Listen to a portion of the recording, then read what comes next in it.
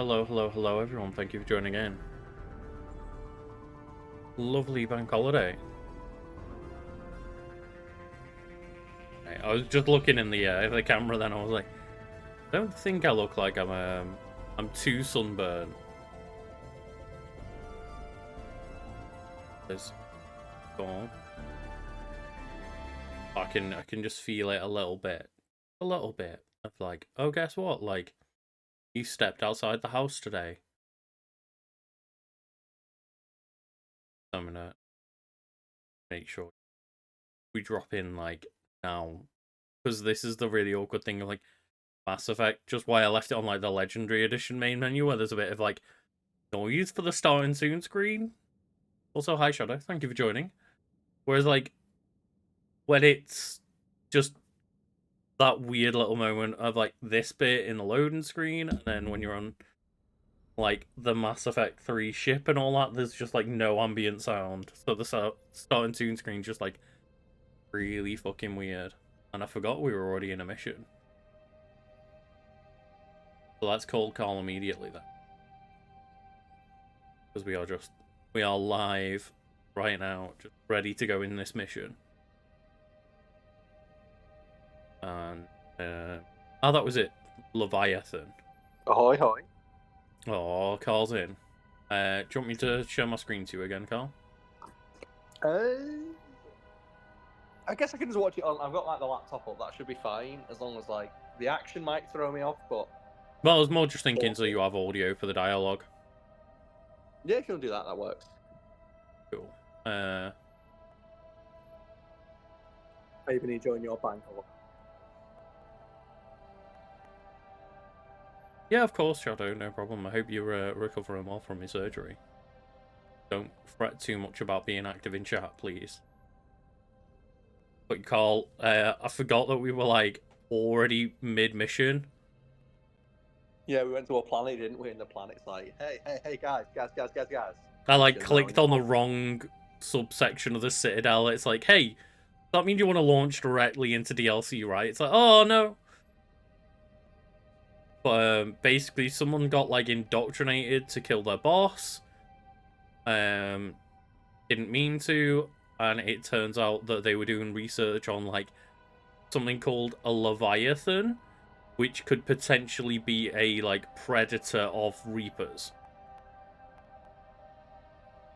So, I mean, as we were saying last time, it's like I don't care if this is like another evil in the galaxy. If it can help us take down the Reapers, that's what we need to do right now. It's so dumb, isn't it? It's like, oh, it might not work. It's like, what other chance do we have? Really? Yeah. You've got a thing that like may potentially be a predator. Like the only thing that we know that doesn't just like have the ability to maybe kill the Reapers, but like actively hunt them down. Mentioned. And here's the log. Ooh, but should we use it to save the galaxy? It's like, maybe. Think so. I don't think that's a good idea, mate. So yeah, hi Ross, thank you for joining. Burn up the rest of this project travel allowance. Maybe I can project our Reaper killer's movements. Also, Carl, obviously, no spoilers. Garno appears to be our best lead. But last night, I got around to like watching a couple of episodes of X-Men '97. Like, what a show, eh? Like, the animation in that like took me by surprise how fucking good that animation is, right? Really surprised. Like, there's a couple of episodes where I was like, hey, this is good. And then it got to like the all I'll say is like the first episode where like Jean Grey kicks off. And I was like, oh, this looks incredible. Just I couldn't have imagined that was coming from like the same animation, like trying to mimic and better the animation style of the 90s X-Men. It's just like as soon as Cyclops turns up, I'm like, oh, they know that everyone like memes on Cyclops being a fucking shitbird. Mm-hmm. Like when his first like introduction is him using his laser eyes to skip around the room. Yeah. Which is like the coolest fucking thing when he just just shoots the lasers to dodge attacks. It's like, why is he not doing that in the show or the film? That's always the lame thing about Cyclops, isn't it? That like he has to constantly have like one hand next to his eyes at all Yeah, times. Which means that when you watch him in like the movies, he stands stock still and just shoots lasers from his eyes. He might as well have a gun. yeah, exactly. But Whereas in the this, show, it's like he's he's just taking advantage of he's like hyper beaming the floor to slow his like fall down and shit. It's like God, yeah, Cyclops. But it's that thing of like if when you go watch those films, like the reason Cyclops is so boring is because he doesn't fucking move. Mm-hmm. Every time he uses his powers, he stands stock still. Mm-hmm. And that show's taking advantage of that fact. Like, no, man, he's going to use it fluidly. Yeah.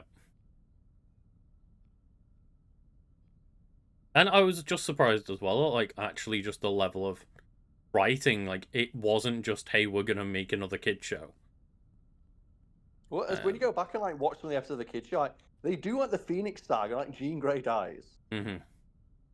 But like I feel like the level of writing is like definitely a lot more suited for like, oh, we're gonna go like action scene, action scene, action scene for kids. Like it's just go, go, go, go, go. There's like we've got to cram 4 storylines into every 20-minute episode. It's like what the fuck is going on?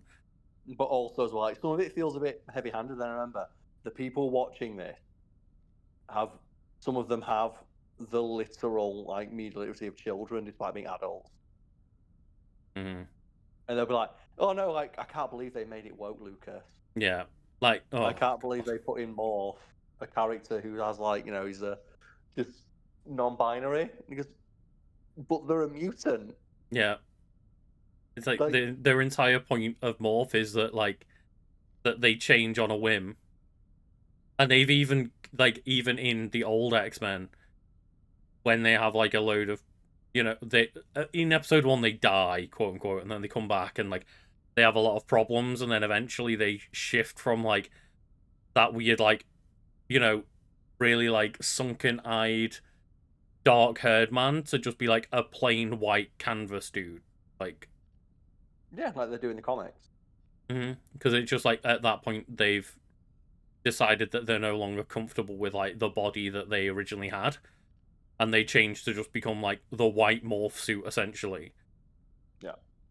But also, yeah, I watched like nearly, I think it was like just over a season, sorry, we did beat like the first Sentinel boot like group and that and the Megamorph, whatever it's called. And I watched like the first season of 90s X-Men, was really getting like tired of how much it is just like it is really a kid's show. And was like, it's dated, it's hard to watch as an adult, like for 5 seasons anyway. And I just went into X-Men 97 and was like, cool, as long as you're on board with just shit's gone down in the past and you don't really need to know because they're gonna like beat you over the head with the backstories anyway if it's relevant, you'll be fine. I didn't remember 4 seasons worth of what happened, and I got into X-Men 97 and everything's okay, because like again, everything that was relevant of like, oh, how did the show end? It's like they tell you about 4 times immediately how the show ended. Plus, as well, it's all like it's the softest of soft reboots. Mm-hmm. It really is, yeah. It's like they really wrote it with the intention of like, hey, it's cool if you remember the old stuff, but we're just going to explain anything that's relevant to you, and we're going to move on. And this is like just we're in the back end, and we're gonna get really, really into like some weird heavy X-Men stuff, like heavy as in like right into it's there's no character introductions. We are just assuming you know who every fucker is, like including the most obscure motherfuckers you've ever heard of. Mm-hmm. I would definitely just give it a chance, because even the characters that I wasn't aware of, or the things that I didn't remember from the show, I'd say they either explain it or they don't need to. No. There's when it's like, oh look, there's like this name kids, and we're sending them off to like mutant land, and I'm like, I don't remember what characters they were or why that's relevant, but all you need to know is that they were like mutant kids in trouble and they're trying to help them. It's not that you really need to know the backstory of them in the past or anything. And again, it's just nice to see like interesting applications of superpowers. Mm-hmm. I'm like, oh, good that like they actually made it look Cyclops look cool. Yes, and like He doesn't just just the amount of stand times they stock still. actually fight as a team rather than each of them just That's standing the other, next to each other. Because like I'm a huge fan of Teen Titans. You go back and watch Teen Titans. Every fight scene is every character does one move. Mm-hmm. Every character just does their one move and that's it. In this one, there's a lot of team up stuff. Yeah, there is. Yeah. Anyway, we best like do a dialogue option. Yeah. But yeah, like highly recommend. I'm really enjoying it so far. I was like, because you and a couple of other friends had been like, hey, it's really good. I was like, cool. I was like, oh man, compared to the fact I've just finished like Invincible season 2, I was like immediately like, oh, X-Men 97 is knocking Invincible season 2 out the park. Yeah. In my opinion. Just the animation as well. Like, the first time like Cyclops just says fuck this and just opens the entire visor, like there we go. Which is something that is always frustrating. That no show. There's only a couple of things where they've ever done the thing of, hey, do you know like Cyclops' lasers? It's his entire field of vision. Mm-hmm. Very few, like in the movies, they do it a little bit where it's like, but it's always the big beam. It's always like, oh, I got my glasses knocked off. And he shoots like a little bit of a beam. It's like they never have a moment where they don't. Oh, it's his entire field of view. Mm-hmm. Literally everything he can see is where the lasers go. That's why he has to focus them to like the size of like a pencil. Yeah, because like the visor that he's got on his eyes, the little dial that he's got on the side is to only open up the visor a tiny amount, so it only shoots a thin beam out instead of like a massive concussion explosion, basically. Yeah, and I didn't think we'd get a Cyclops that was actually fighting like Cyclops from the I'll do what I Marvel can. vs. Capcom games. Bryson And we got Mm. one. colleagues That's the evidently game used where the like he Galaxy kicks you Map into the search air program in and their he just hunt for looks directly up Leviathan. and opens his eyes. Can they help us And it's locate just like, well, Carmel? do you like fight Trunks to like change the future? Mm. But get the fuck out of my timeline. Cyclops does that with his eyes. Does this tell us where And he used it to Garno will? like jump and No. stuff like that as well. Like he fires We it at may the be ground, able does to like a narrow super down jump his and fucking location shit. if we find clues he Just was rocket using jump in in a his search for Cyclops. Leviathan. Well, I think he's completely immune to his own powers. Yeah. It's the thing that he never takes advantage of, the fact he's completely immune to the effect of his own powers. And again, Except for there are in a show other like times though where like even a few episodes in, they've shown that like, oh hey, we're going to use like Cyclops in combination with say like Bishop to do weird combo power stuff. yeah. Also, the thing like when he's falling out of a plane, he just looks at the ground and shoots his beam. Yeah. Is that how many times must he have fallen out of a plane? Because I was like, there's a moment where just like, they all get like attacked and go into free fall, and like Storm and Rogue go to like fly and catch everyone, and it's like, oh no, neither of them grabbed Cyclops, and he just fires a beam at the ground to slow his descent. It's like, fuck yes, Cyclops. Like, he just doesn't give a fuck. Here's the time and date chart for the crimes. Can you filter for murders where the killer claimed memory So loss? like we had a bunch of different locations on this map Adding of the like search what filter. might be going down, Examine the results on the Galaxy and Map just program. every piece of evidence we find, Edie just filters out a couple of locations of where that couldn't be. And I like the idea of trying to go like a bit more detective mode and figure things out, but it definitely is just kind of like, oh, click on a couple of things and Edie will do the work for you. Yeah. Sovereign, vanguard of our destruction. Like, that's the How's thing. that working out for We you? literally have fragments of the Reaper that killed the Council in broad daylight of the entire Citadel right here in a lab. And then there's people just not paying attention to Shepard when she's like, oh, there's more Reapers on the way. Now the Reapers are just a myth. It's like, we've got some of them left. Even if you weren't there to like see it, where the other millions of people were, and you don't believe any of them about the attack, we literally have pieces of a Reaper in a lab. Stream rewards are missing. Thank you very much. Yeah, so I will activate Paragon mode and Renegade mode, so everyone can your viewer reward points to influence.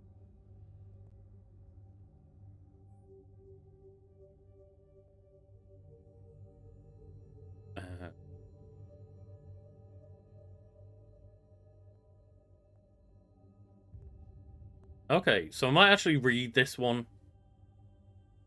Just this, like, text might be quite interesting for people in terms of lore. I can't remember what it says exactly, but the Thorian, a life form discovered on Pharos, provides fascinating insight into the life cycle of a truly alien species. Unlike conventionally intelligent life, it does not use mass relays. Prothean artifacts would not interest it. Commander Shepard claims that Reaper enemies fated life to evolve along lines they could predict, using technology the Reapers controlled. The Thorian is an exception to that rule. It evolved to use organic tools rather than conventional technology. Leviathan must be somehow similar to have survived undetected for so long. The Thorian used pain conditioning to control its victims, using them as manual labor, or even as a man would use his own hands and fingers. Commander Shepard claims that the Reapers do the same thing through a different process called indoctrination. Whatever Leviathan is, it must do something similar. So, they've gone under the radar for so long because all of their tools and technology is basically mind controlling other species. Which means that, like, they've just never shown up on the radar. Meteorite fragment, Oh. maybe? He was studying it as an object of importance. God, We should yeah. look more closely Like, at a sample. I like the idea of we've got to come up with some excuse within the Meteorite lore sample with traces of to element 0. explain why this Leviathan is, While it is not consumed you know, as out ordinary there, material but travel, the Reapers have no element idea zero where it will is or decay after several what it is. centuries of active use. If Leviathan is old enough, it would need to replenish its supplies. Okay. Can you give me a search filter for locations with element 0? Adding this search filter to the galaxy map. Bryson was tracking unexplained creature sightings. The photographs have a trace chemical residue. It may be visible under another light source. Or under a different light source like this. Bryson was not merely tracking sightings. He was attempting to extrapolate a course. And it is Ain't one of gonna those work if I'm interesting things of following it's that so course. hard to Edie, can you add a search make filter it for systems interesting along that gameplay objective? wise Adding to the search filter now. do this kind of like detective search function in a game. Yeah. It's like Batman almost got it. Because it actually, like, you know, when you had the detective mode on every, like, you're fighting skeletons, that was Alien always funny. sightings? But at the same time, it's like like I think there was one game, I think it might have been Arkham Origins, the one that people forget about a bit, where they had like an actual like crime scene mode, but it basically all that it meant was like scan a couple of things and then reverse a Yeah. video to like the correct time and place. It's always the problem, isn't it, of like, who is the world's greatest detective? It's like, but would actually being a detective be fun in like a gameplay thing? So the actual things you've got to solve are like, well, all the evidence is within a 4-foot radius of the crime scene. That's not how most crimes work. Just walk into a crime scene, activate one scanner and go, I've solved it. Yeah. It's all good.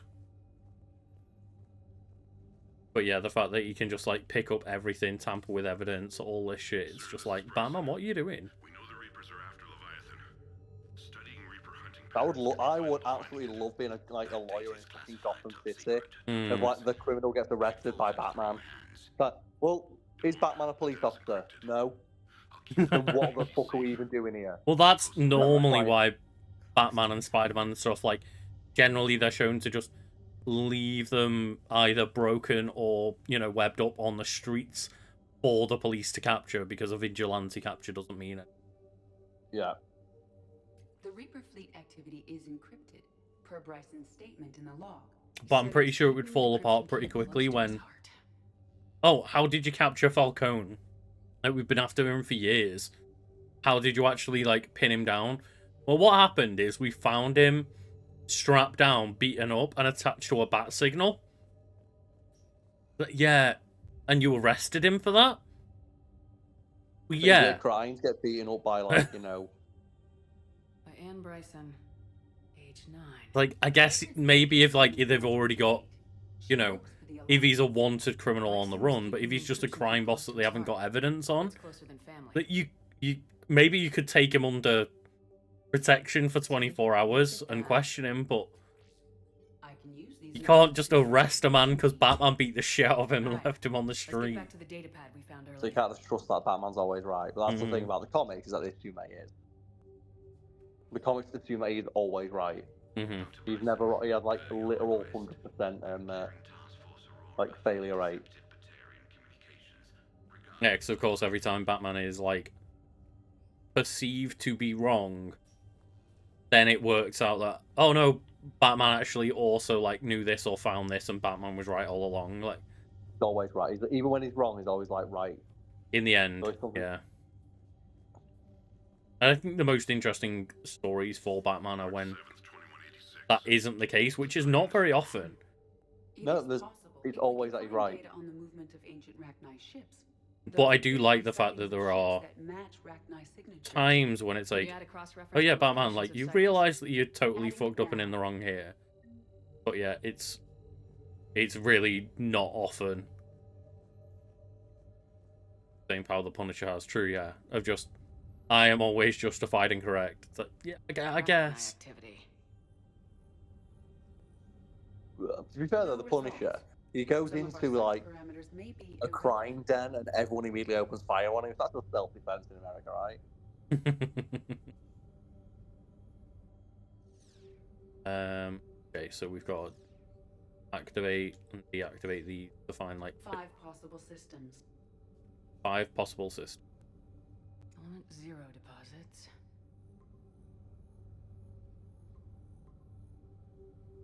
Three possibilities. Rachni activity. Right, now let's go. Gonna make me some No friends. results. Okay, Some so of our search the parameters Rachni may do be not help it. irrelevant. Three possibilities. Blackout crimes. No results. Some of our search parameters may be irrelevant. Maybe if then Three possibilities. we get rid of 5 possible systems. Rachni activity. No results. Some of our search parameters may be irrelevant. The right now are always the most the relevant. Rachni are always relevant. Just be quiet. No results. Some of our search parameters may be irrelevant.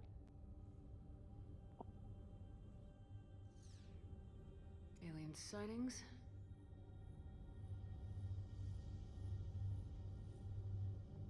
No results. Some of Okay, our so I'm search parameters presuming may be that irrelevant. it's the 0 deposits. element 0. Those have 3 crossovers, and maybe there's just No one thing I'm not results. found Some yet. of our search parameters may be irrelevant. That's leaving us with 3 possibilities. I feel like there's space for like a little 5th one there. Do it. You want all of them. So much evidence. I want so much evidence of all these crimes. Can we just ask the Screaming Head? What did you see, Screaming Child? Oh, thank you, thank you. It's always nice. Thank you for letting me know.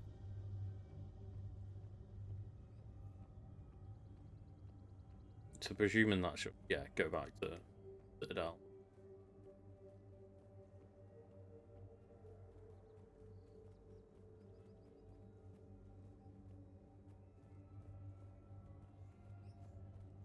What you should do? Just like go to the Citadel and like can't figure it out.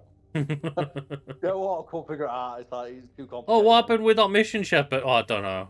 It was complicated. But I just couldn't figure it out.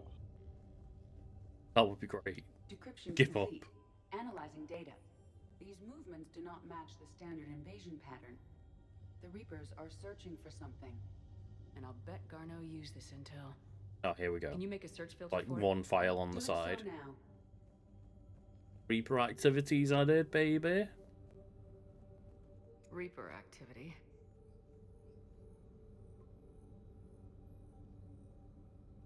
We have a match, marking the galaxy map. Excellent. Good. Let's go find Garneau. Hey, Grim, it's going well, thank you. But we're just hunting down Leviathan location possibilities. We apparently have one. I like the idea though. Let's just go for a drink beforehand. Yeah. Not like the university games or anything. It's gonna be fine.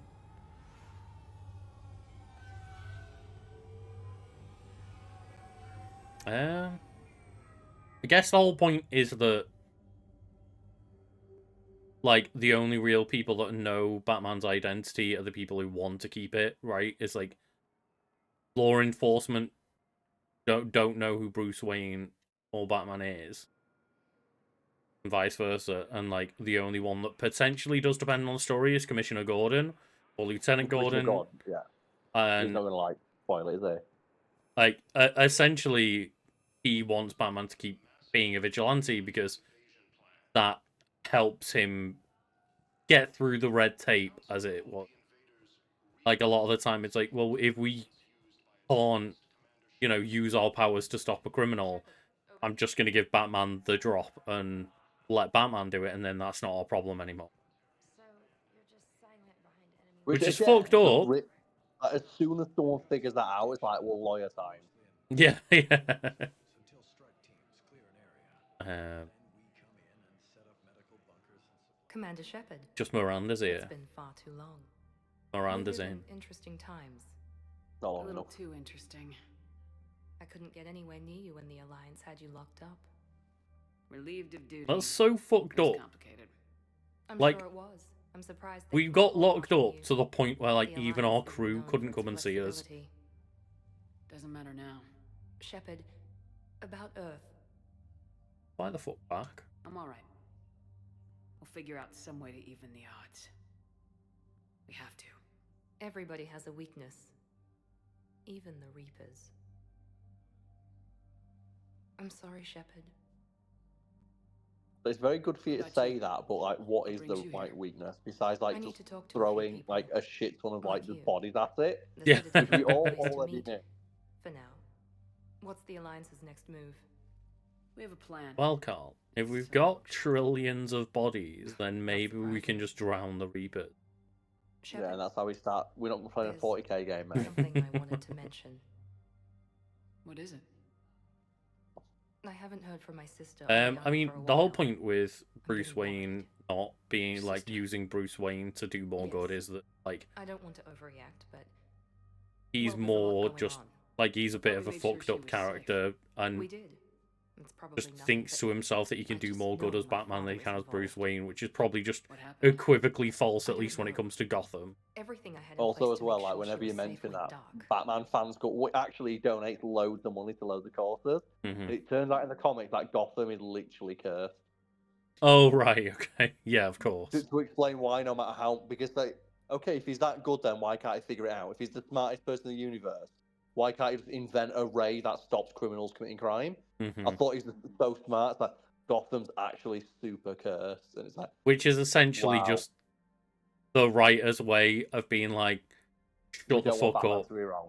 Yeah, We want don't Batman to be want to wrong. keep getting this like question thrown our way of like, why doesn't Bruce Wayne just use his money to fix the problems? It's like, shut up, Gotham's super cursed. Just like, there's no way it'd help anyway. Just go away, please. I always love as well, like when that's like in a storyline, because like the writers probably don't realize it, but it speaks so much to their like politics of like, well, just there's no way to fix giant systemic issues with like money or anything like that. Just one guy can just like figure it out. Hmm. Oh, what about like the crimes that like just no one can stop? And it's like, well, oddly enough, those kind of criminals don't really affect the day-to-day life. Like Lucas, there's probably like a huge fucking drug dealer living somewhere in the UK right now who's doing like big drugs. Yeah, Does think, that and even impact our worse, day-to-day think about life? like shit like human trafficking and stuff that goes on that without people's knowledge. But I'm more thinking like there's probably like is there like big criminal enterprises out there, Hmm. like do you like doing like counterfeiting rings or something like that? Yeah, Does no, that for affect our sure. But day-to-day like, life? I'm thinking something more like evil that Batman would be after. But like, that's not normally affecting like the majority of like people in a city's lives. Like, that is a nominal percentage, and most people will never know it's going on. And like, not to, diminish You manage, the crime. I'm just saying that for most people, they are literally unaware that anything is happening under their feet. Yeah, like, there's been many times when Batman's admitted that, like, he is Batman, not Bruce Wayne. Life always comes round to Batman conversations. It's just a way of life. We were talking about doing, like, detective mode in, like, this game because we started in a mission where we had to go around looking for evidence in a crime scene. But yeah, like, it is very much probably why Bruce Wayne doesn't think further and has to be prompted by other people in his life to, like, do things as Bruce Wayne is, because, like, that is, that's not him. That is his mask. That is his persona. That's what the writers don't want to. Exactly. It's just fundamentally less interesting to just be like, Bruce Wayne used his billions to solve Gotham's crimes. Is as well because like it's applying the real. That's why it's like Gotham's curse.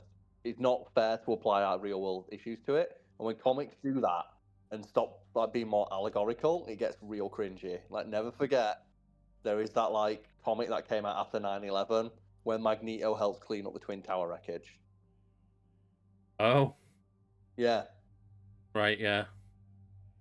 I find it interesting, like, just not trying to be spoilery about Invincible, but there's just a little moment where, like, Eve is like, well, fuck it, I can just, like, why are these people taking so long to, like, improve the city? I could fix it all in one day. And Yeah. she, like, builds, like, an amazing, like, park in this area, and it's like, oh no, it turns out, like, they didn't build on that land because it was fundamentally fucked, and that's why they weren't building on it.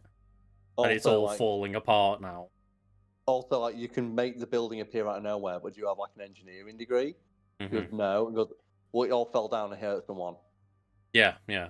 And what happens now? Like, who do those people like? Who do they go to help now? They can't. If it was the city, they could sue the city and get the bills paid.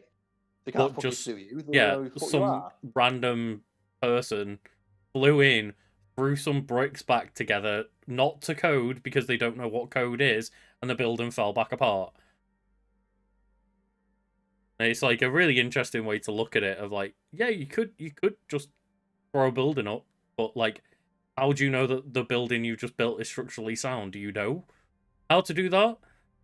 Or do you just know how to put a brick on top of another brick? And I always find, like, those kind of, like, conversations more interesting than, like, the idea of, like, well, Gotham's curse, there's nothing Bruce Wayne can do. Although it is pretty fucking funny, right? It is funny. What's the just fucking Gotham's curse? Yeah, because, like, that's the only real way that you can get around the constant conversation of, like, okay, but why didn't Bruce Wayne just help? And it must be very frustrating as, like, a writer to be sitting there going, like, but no matter what we do, there's, like, these petty assholes going, like, but why didn't Bruce Wayne just spend his money? It's not the whole thing. Is that why is it he just called Superman? Superman's busy. It's like, is he really that busy? It takes him literally 1/4 of a second. I mean, buildings are inherently made brick on brick in theory, but, like, there's a reason why buildings have to be built to a code and to planning regulations and stuff to make sure it's safe for potentially, like, hundreds of years. Rather than just, like, oh, one time it rained and, like, or there was, strong winds, and because you didn't build it in the correct way, the wall just blew down. Now, here's one, but it's like, would you live in your house if the guy who built it wasn't a registered builder or architect? I won't fucking go in that building. Yeah. If you went into, like, a skyscraper, it's like, what happened? Oh, we just let, like, a teenager figure it out. What do you mean? Well, a teenager just thought of how to build it and just built it. And that's essentially what is happening in that Invincible bit, is, like, a teenager goes, well, I could build this, uses superpowers, no architecture experience, no building experience, just like, fuck it, I've got an imagination, I can use superpowers to build it. It's like, Why I yeah, like did the they best. think about Yeah. foundations? Did they think about structural, like, walls and beams and shit? Like, or did they just put some bricks on top of one another? It's like one of the best Green Lanterns is John Stewart. He's like an engineer. Mm. So when he builds his constructs, it's like a lot of like the Green Lanterns, like say Hal Jordan, when he builds like a building, he just builds like the facade of the building because who gives a fuck? But when John Stewart does it because he's an engineer, he builds it like puts the bolt He puts and it like together in his brain bit by bit. yeah, because he's an engineer and he knows how to do that. So his structures are naturally stronger than all the other Green Lanterns Mm. because he builds them in his mind. Yeah, that's cool. Also, yeah, I did enjoy Invincible. Thought season 1 was a lot stronger than season 2. You did like that bit though where they literally just have a moment where it goes, okay, we know the animation is bad, but we need it because the battles for the battles to look good, and And the I was battles like, just doesn't look as good as X-Men '97. yeah, You're like, well, that's the thing is, like, they talk such a big game about, yeah, but then we can have the most amazing looking battles, right? And I was like, the battles look... And then I watched X-Men '97 immediately after and went, why doesn't it fucking look like that? the best bit is as well they had like a trailer for like season 2, where the trailer for season 2 says the exact same thing. Like, look, it's gonna take a while to make this because the show's gonna look so good. It looks decent, but when you start saying stuff like that, you are really just you're pointing to the stands. Like if you Yeah. just said it takes a long time to make a show, that's one thing. But you're like, no, we need to take all this time for the most amazing battle scenes you have ever seen. It's like there's some pretty high like standards in this industry. Nowadays, yeah, the level of animation we have hit to sit there and, like, call out your show that's going to specifically look great, and it never does. And it's one of those of, like, I played through all, like, watched all of season 1 and went, this doesn't look good, but I can look past it, like, eventually. Because the voice acting is so good. The voice acting is clearly where all the budget went. This is Invincible on Amazon. But I was like, you know what? It's okay. I can get there eventually, and it just doesn't look as good as other shows, and we'll get there. The story's really good, the performances are really good. It's just its weakness.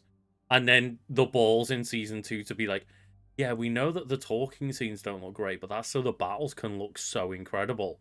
Like, they don't. Why? Why did you have to put that segment in? And you look at the cast and it's like, holy shit, this is where the money went, right? It's like That's where the money went, yeah. all of the voice acting is like, it's not just the main cast, it's like even all of the side characters. Like there's like that guy they introduced in season 2 that can like jump dimensions, and it's like I looked up his voice actor, I was like, oh yeah, that guy's really good in everything I've seen him in as well. Yeah, it's Sterling Brown. It's like Sterling K. Brown, That's baby. it, yeah. So it's not just like the main crew or anything. It's like every single side character they bring in, it's like, oh, that's another really good voice actor. Apart from obviously Seth Rogen, who's just like Seth Rogen and all. He does fine though for you. But he just does Seth Rogen's voice. He admits that himself. Yeah. He said, I'm not a voice actor. If you want me to be on your show, I'll be on your show, but I'm not going to voice that. I'll just sound like me, but I'll do a good job acting, but I won't be a different voice. Yeah, and I respect that. It's like, I'll be on your show, but I'm not going to be able to do anything different. I like the idea that, like, we just turn around to Miranda after staring her down for, like, this 10-15 minutes of just, like, good luck. I have no doubt you'll find her, Miranda. Thanks. I'm already working on it. Oh, man. I have to figure this out. Oh, I've got to go. I'm sorry. Stay in But contact, these games, okay? like, never take into account, like, I all the will. shit that happened, is it? Mm-hmm. Never. Yeah. It's not like she's just talking to you about something that happened in the last game. Not like she's literally following up the, like, ending of the loyalty mission that you guys went through, or may not have gone through if you didn't follow it through in Mass Effect 2. Presumably Miranda would have never even been there to have that conversation if you didn't gain her loyalty from a loyalty mission in Mass Effect 2. Nope.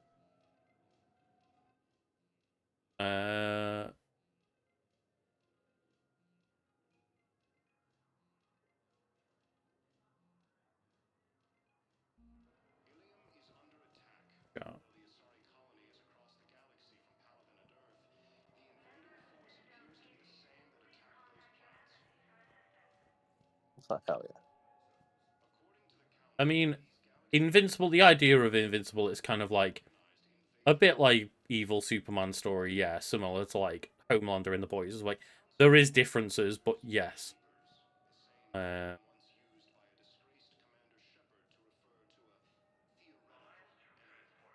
can hear him saying your name in this. I can just hear him chatting shit about Commander Shepard. I'm pretty sure they said the disgraced Commander Shepard. It's like, I saved the universe twice. Fuck off with that disgrace nonsense.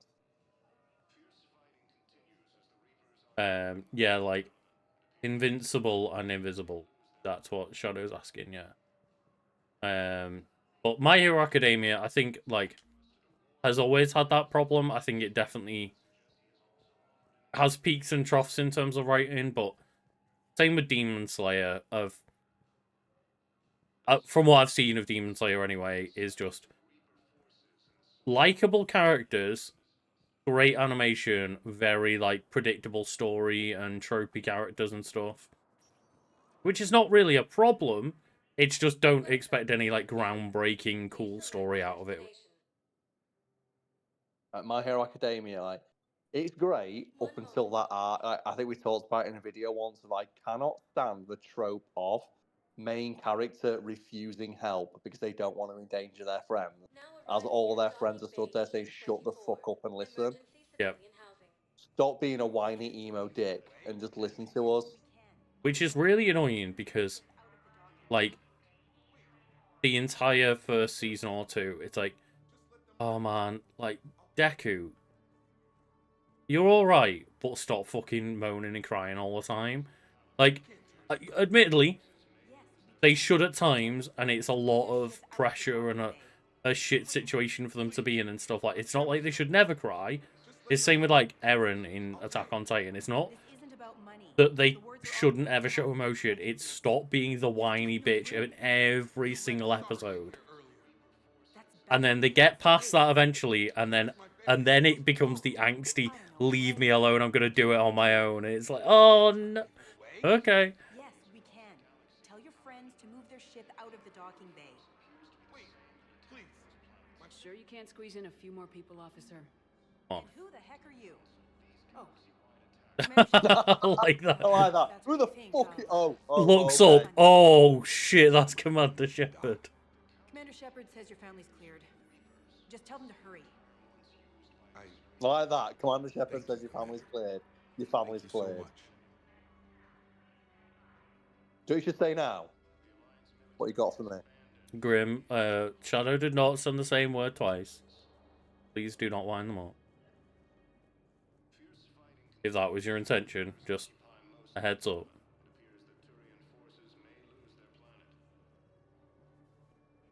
Oh, I can hear that on the news. Turian Force might lose the planet. Well, I mean, to be fair, when we last looked at it, it was like, what, 50% fire? It's like, it wasn't looking great for like, is it Palaven? I know there are people that we need to, like, bump into over here. This one guy selling a fucking harpoon gun. Yeah, go for it.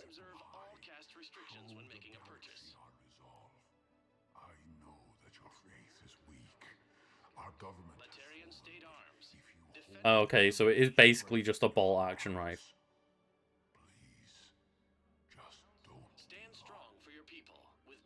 Are these DLC weapons? Like, I don't. They feel like DLC weapons. It does feel like one, yeah. I do not remember. I do not remember there being a fucking harpoon gun, but I've never really been that much of a sniper. Like the Terminus armor's got fucking DLC weapon written all over it. Yeah.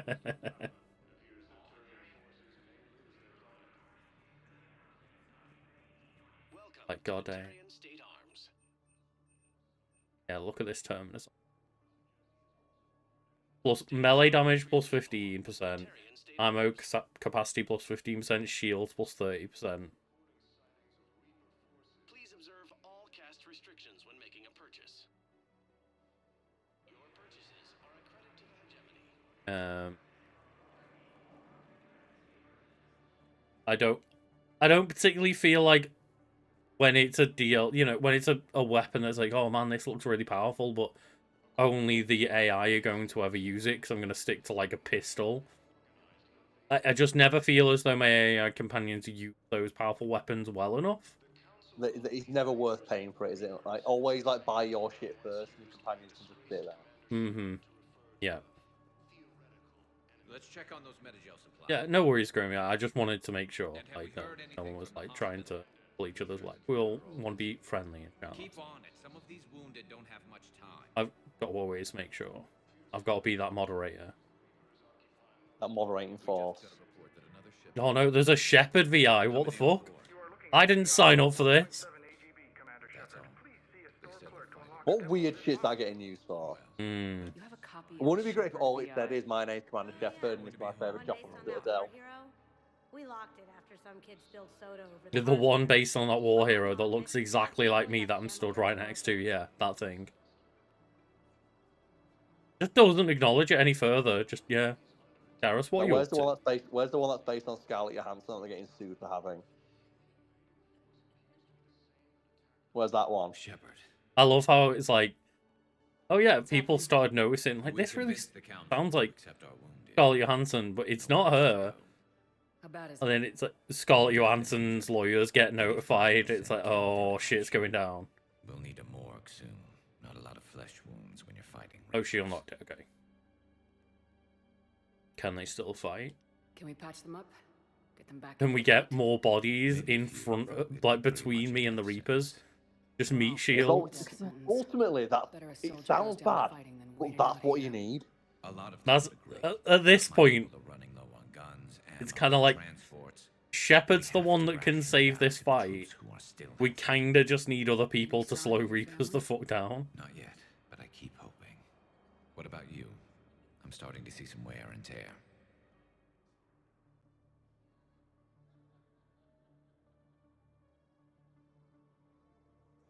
Yeah, feel pretty good. Yeah, we're fine. I won't lie. Fine. It's been rough. Garrus, we're okay. Don't forget to come up. Don't remember that, like, do remember that I died once. So, you know, things could be worse. Commander Shepard, Alliance Navy. Looks like you've been in some fights lately. Install me in a combat mech and I could do some pretty crazy damage myself.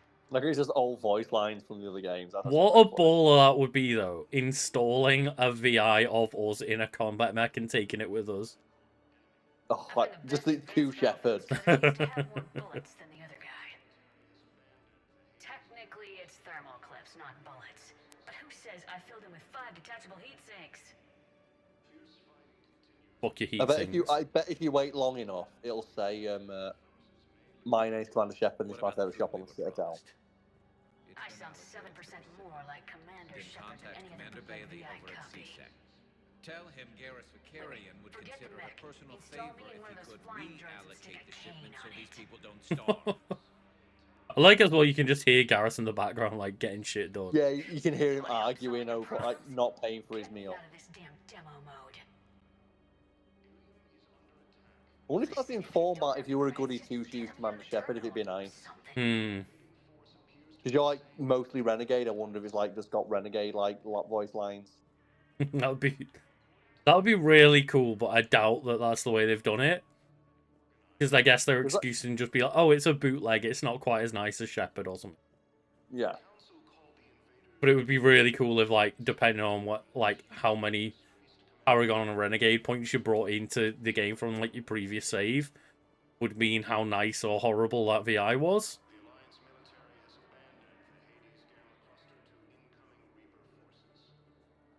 So, I think there's other characters we can meet here maybe later.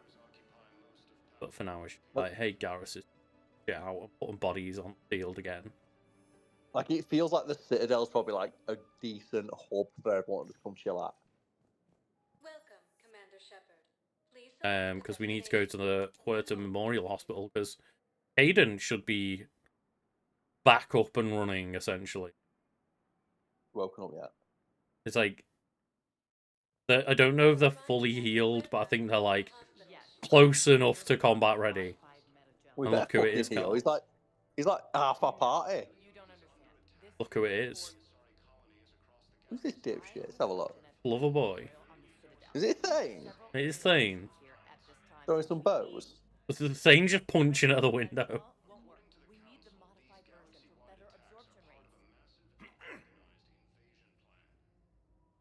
Letting some frustration out. Siha, I heard Earth was under attack. I didn't know you'd made it out. Thane, it's been too long.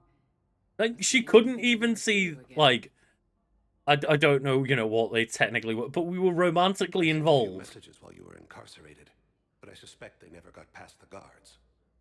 What are you doing here? Is that I'm sorry that we got fucking imprisoned and put under, like, the human biotic and intensive just care. Military prison for saving the galaxy again. Yeah. It's so shit that they do that, right? He seems an honorable sort. Your enemies may try to finish him off here. I will look. Oh, that's cute. I love how like just things like, don't worry, I'll look after you, boo. My life. It is a good time to be generous. I have only a few loves left, and you are my last. Oh, let's get one last kiss in Thane. I know we're playing Renegade, but I can't deny him a last kiss. To make up for lost time. I should warn you that you may not want your final memories of me to be in this hospital. Kepral's syndrome is not kind. Oh, the Paragon or Renegade does actually change the VI. That's so cool. I was thinking that, cause I was thinking if you like, because obviously you played mostly Renegade, so it's acting a bit aggressive. Mm-hmm. You know what? Let's get straight to it. It's been too long. Yeah, I've been in prison. It's been a month.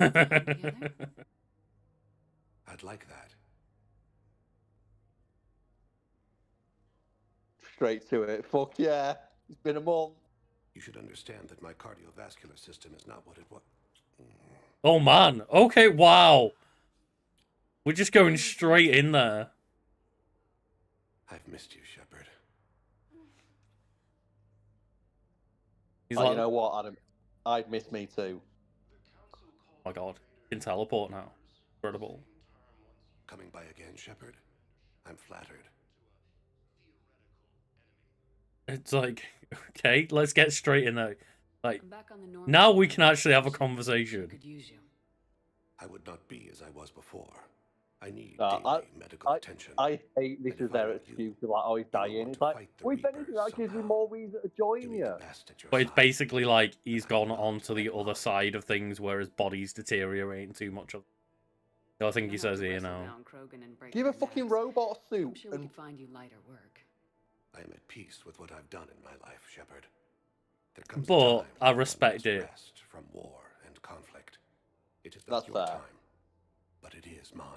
Is like, you know what? I've done enough killing for one lifetime. I'm good to find peace with my life now. Do you know how and I respect his decision, but I'm disappointed. I've been to several doctors. My favorite gave me 3 months to live. 9 months ago. It's freeing to find no requirements placed on me. That's the thing, if he was a human, he'd have sued that doctor. Yeah. Get your money back. Because that's what always, like, depresses the fuck out of me, is that doctors will never even commit to giving you, like, rough time frames on things, because they're so, like, scared of essentially, like, being sued and losing their jobs and their money and stuff, because it's like, well, that one time, some fucker said, I don't know, but I think you might have a year left to live. And then he didn't die within a year and just, like, beat that person legally down. Don't form correctly. Your human equivalent would be hemoglobin. Just a few people being dickheads ruined it for everyone else. Of like, doctors aren't allowed to, like, you know, give you any time frames. They're not allowed to, like, even mention possible help and, like, professional advice outside of them doing their job in the hospital or doctor's office or whatever. Like, if you've got a friend that's a doctor, they will, like, almost never give you any medical advice because they're too scared to, like, say something wrong and be kept on the hook for it. Yeah, makes sense. I want to get fucking sued. Yeah. It's like, you know, I've got a couple of friends that are, like, in the medical field, and every time it's like, look, at best, I can maybe say, like, look into these things, but I'm not going to say shit. Because I just can't. I'm not allowed to. I bet as well they kind of can, but they realise if they do that, then everyone fucks gonna be asking them. And I'm shit. sure the answer is like, I could say something, but I'm not going to because I could be like held accountable, which is easier to just tell people I can't. Yeah, but there probably is like a way. It was like technically I can do this, wish this, the this, and best this. for But it's you, way Thane. easier to say. I think No. it was often said, but we always knew it would come to an end. Live well in the time you have. Perhaps we will see each other again. And like that is the sad part about Mass Effect 3 is that a lot Saying of goodbye to a lot the of characters, yeah. a lot of the characters that you do have a lot of time with in 2, it boils down to like one set of dialogue trees. Like that's basically all we'll get out of Thane. But there is a bit of closure and a bit of like, you know, when people say, "Oh, you don't get to have your like decisions come through," it's like actively immediately interpreted us as his like ex-lover. We Yep. got closure. He told us why he can't come along, and it sucks that we don't get more. But you 100% have like payoff from what we do the have, previous game was. yeah, we do have payoff, and our decisions did matter with the Thane character. There was like narrative weight to your decision.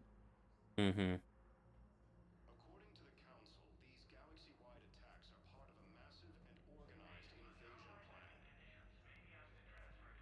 It's completely. But yeah, We're at it's this just little farm. We killed a few enemy scouts. I think you meant to say the man was dead for an hour and a half and his political enemies piled on enough propaganda to get the hospital name changed. Farm girl, maybe. He can't remember his own name without the EI. what about Lil Luke? Incoming Reaper forces. Probably the most exciting thing ever to land at the farm. Fierce fighting continues as the Reapers occupy most of Palaven. Two of them appointed by him. Forces may lose their Hell yeah. Very confused. Yes, I'm. Like, is there multiple of me on screen? I don't realize what I'm doing. I'd like an answer, Major. The galaxy has need of exceptional soldiers like you, now more than ever. You'll have it soon, Counselor. I promise.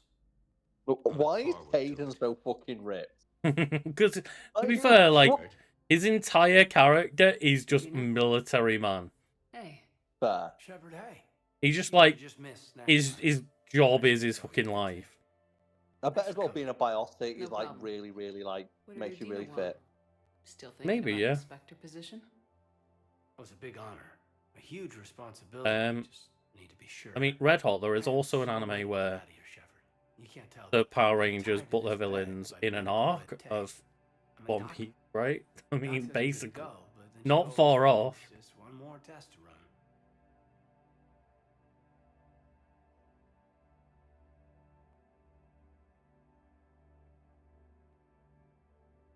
It's like, you're good to go, but you're not good to go.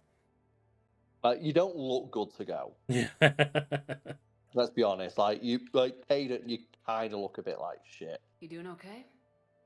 My implant got a little rattled, so Doc just wants me to keep the biotics offline for a bit. Okay, you stay here then.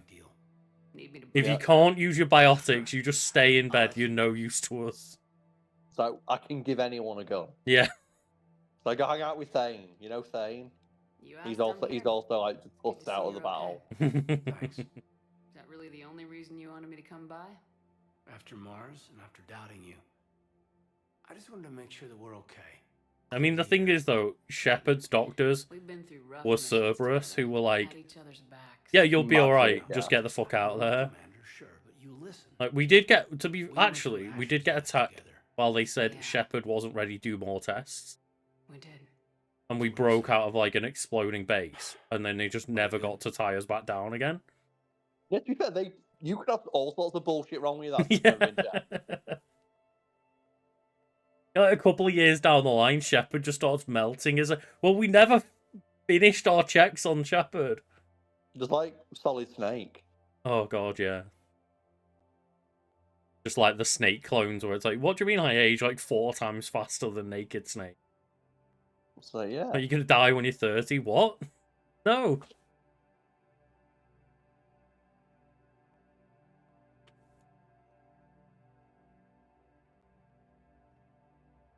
I mean, top 5 kids, right? I think does he name them like 0, 1, 2, 3, 4? But yeah, I mean that's all you need to know about a character is like the character that just basically has kids to name them numbers because they're just like mean nothing to them. Hey, it worked for George Foreman. All his kids are called George. Except for his daughter who's called Georgina. And he still has the best excuse for it. It's like, did you really call all your kids George? And you try getting punched by like Muhammad Ali, remembering your kids' names? When you got like 8 kids or something. Yeah. I've been wrong about you. True, the Umbrella Academy as well, yeah. Wish I could come with you. Take care of yourself, Major. This war needs you at 100%. Will do. Thanks for coming. Like how they're acting like Caden's gonna be like some fucking super soldier. I mean, he is, like, right? Well, they're talking about the fact of like, oh my god, like we need Caden on our team. It's like, okay, you've never used him in any of your games. And he's a biotic, and in the previous game you had Morinth or Samara, the single strongest fucking biotic. But Carl, hear me out. Caden in this scenario is like a Tien or a Yamcha. Yeah, so you know what? Tien did turn up to a tournament of power. He didn't do much, but he did some. It's like he is one of probably the greatest human soldiers of all time, but he's not a Samara or a Morinth, right? Like, yeah, but like, who is? There's like 4 people in the galaxy who are stronger than them. And one of them we let Morinth kill because it was Samara. It's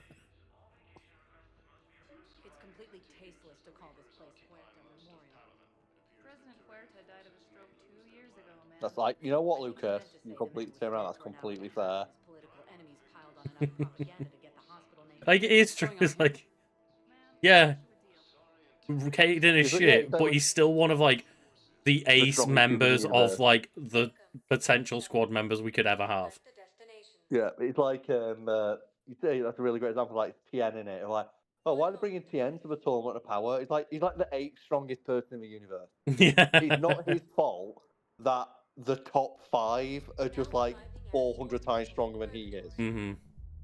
Like, yeah, he can't do shit against Goku, but he could do a lot against basically anybody else in the entire universe.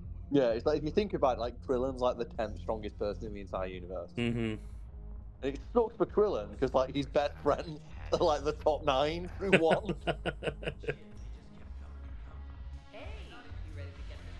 It's like every now and then you see those things of like, hey, like, you know, who would win a fight, blah blah blah, and it's like they'll put like Krillin into the mix against like every other anime. It's like, well, Krillin wins.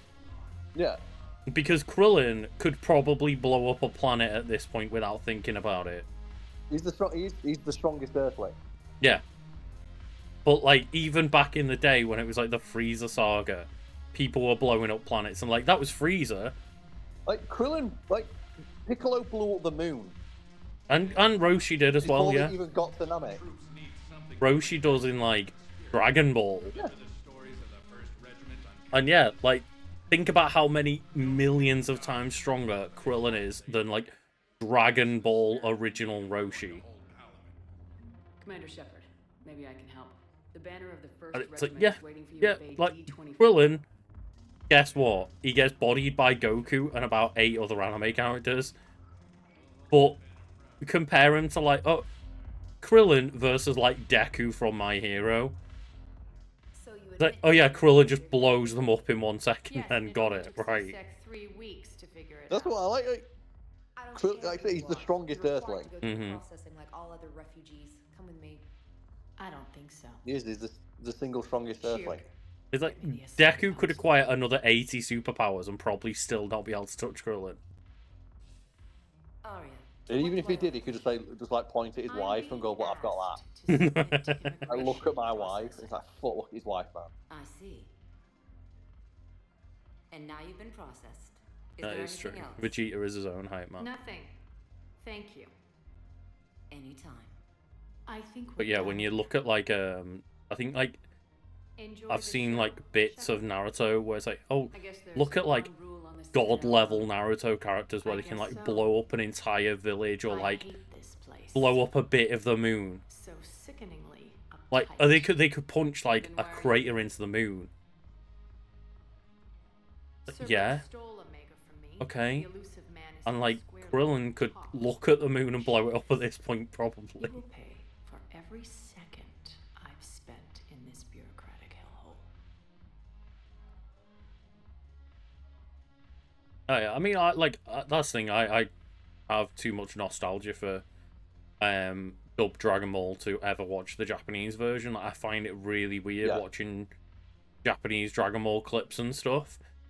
It's the version we know, yeah.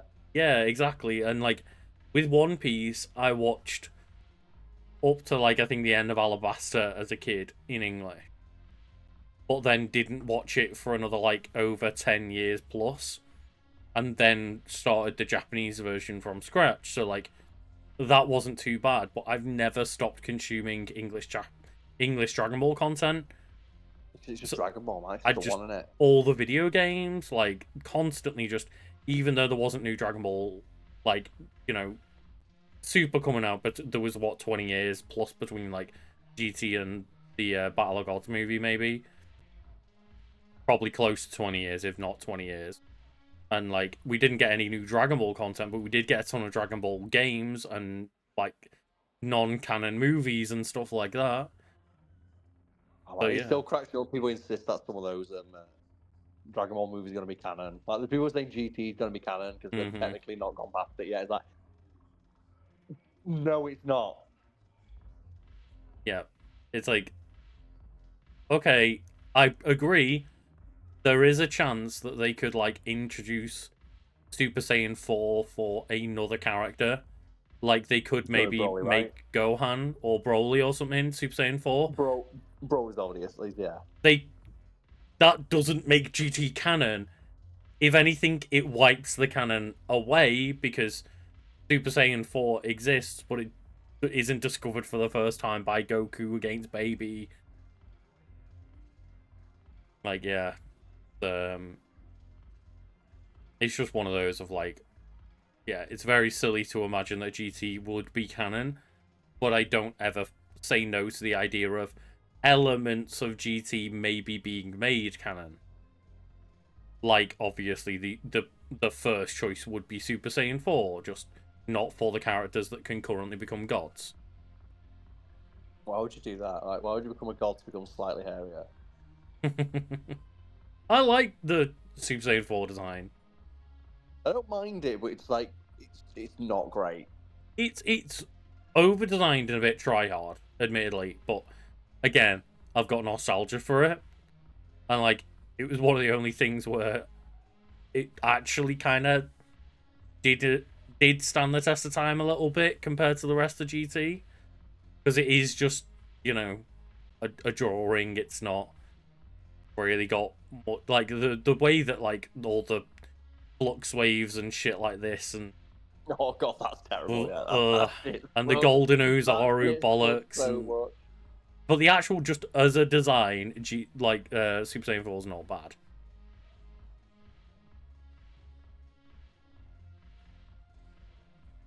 Oh god, Goku turning into a kid. That was the first Dragon Ball thing you ever. I mean, yeah, probably is for a lot of kids, like or kids at the time. Yeah, that doesn't surprise me, but it just depends when you got into it, right? If anything, GT being your first exposure is probably better than watching all of Dragon Ball Z and then watching GT and being like, what the fuck is going on here?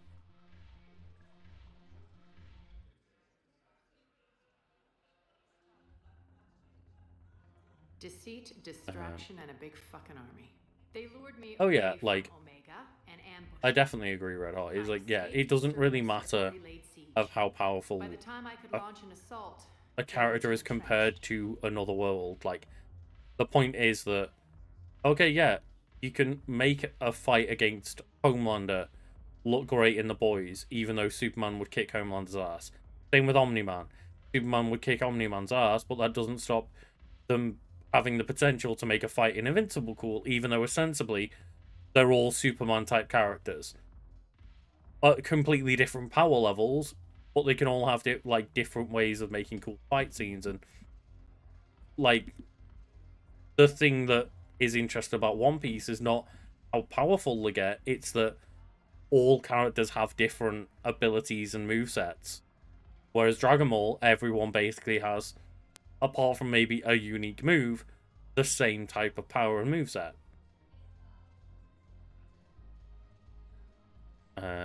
No, I've not checked out the weird live action one on Patreon. I've got on Prime.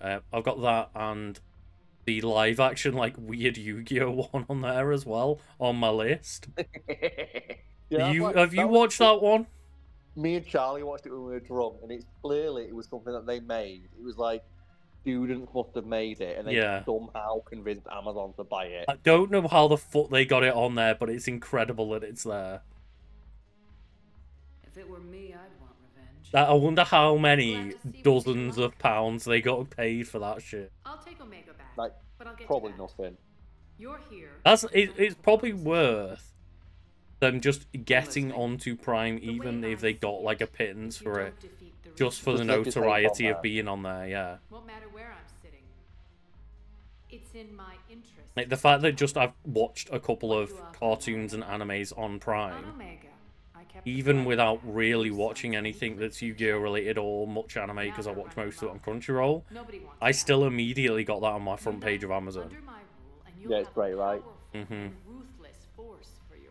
I can't wait to sit down and just be in the right mood. I'll just say like, have a couple of drinks and sit there and just watch it and be like, what the fuck is going on? Next time you're around at mine with Charlie, I'm sure me and Charlie would watch it. Yeah. But me and Charlie would 100% watch that shit again. Now that's a bottom line I can respect. It is incredible. I've recently just one every now and then I'll pop up on my TikTok feed of this group of like Japanese people doing like super low budget live action One Piece shorts, and like they'll do it where, you know, like, oh, they make everything out of like fucking cardboard and shit. That's why I love that shit. And bubble wrap and stuff like that, and they've got like the most low budget costumes and like use weird, stupid, like really cheap visual effects and like cardboard and stuff, and it's like, this is the shit I want to see. This is what anime is. The movie called Time to Duel, I believe, yes.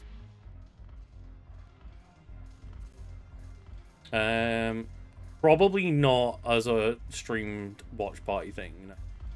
No, our friend doesn't like to be on camera, and we respect that because we don't like being on camera. That's the thing. It's not that I hate it, but I also don't love it. Which may sound weird as a person who's like, you know, ambition is to be a person who's more on camera. But it's like, I enjoy the entertaining people aspect of it, not necessarily being on camera part. So I always get asked, like, "Ooh, why do you make YouTube videos, money?" It's like, the passion. Out of all of the ways to make money, making fun things that entertain people sounds like a good way to do it. And it is very funny because, like, I often think about how much me being a person that's, like, trying to be an online content creator has made me almost completely shut down in terms of social media usage, even though it should be the complete opposite.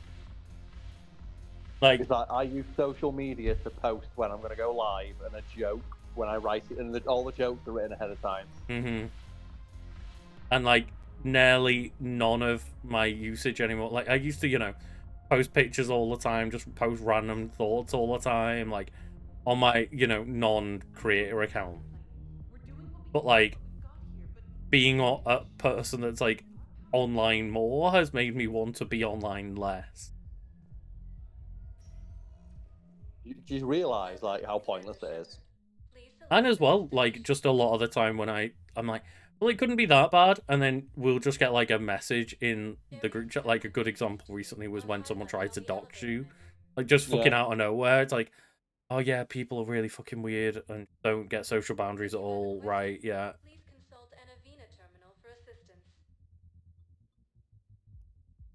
Like, yeah, it's just, it's one of those that normally people imagine, like, oh, so you're a YouTuber and like a Twitch streamer, so does that mean you're constantly like trying to like take videos for like be like an influencer and shit? And it's like, no, I've stopped taking pictures and videos. Yeah, because every time I take a picture or a video, I have to be like, hey, what, like, someone's going to try to figure out where I live.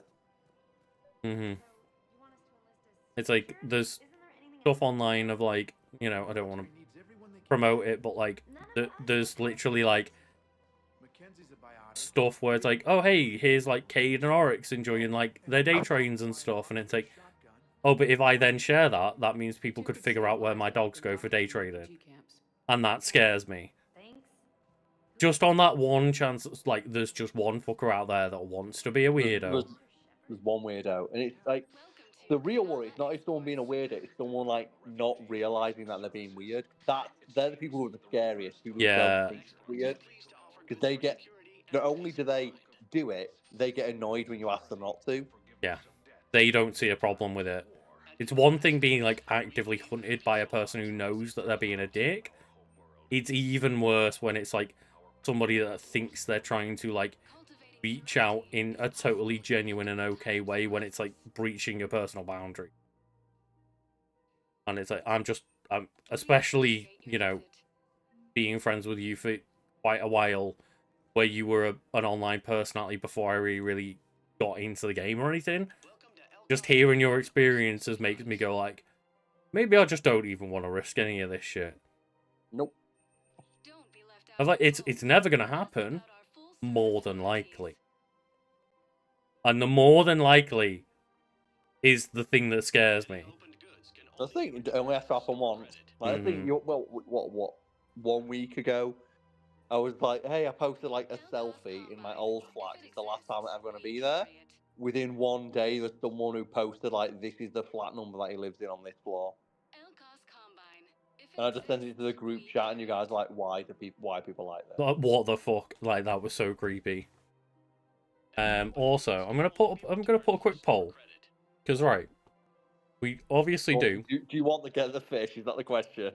We do have the ability to like put the feed the fish thing back on as the viewer reward, so that chat are responsible for keeping the fish alive.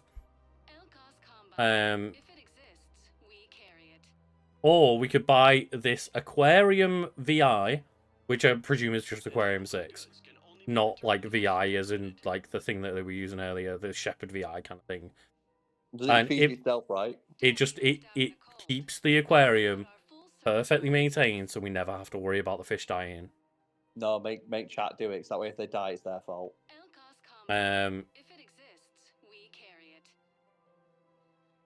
To keep the fish safe.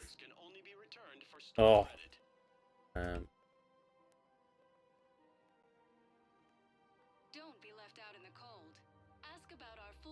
So if you're gonna answer yes to this, that means that we buy the aquarium module. We never have to worry about feeding the fish ever again. And if you say no to this poll, it means that we put the feed the fish your raw back on, and chat is responsible for fish again.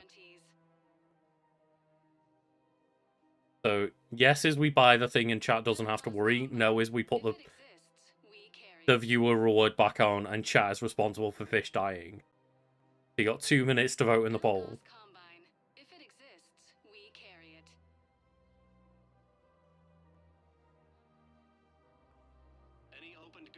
Chat pet the fish. Like, no, that'll kill.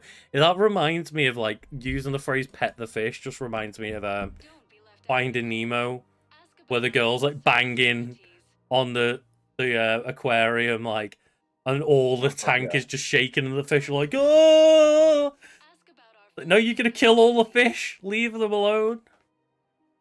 Or when she gets like the bag with the goldfish in it, she's like, "Fishy!" and just shakes it. It's like, "Fishy, I think Fishy's dead." It's like, God, like, just some people should just not be allowed pets. No. Like, that's just imagine being a fish and just watching that child like just grab that goldfish bag and being like, "Oh no, the next one's one of us."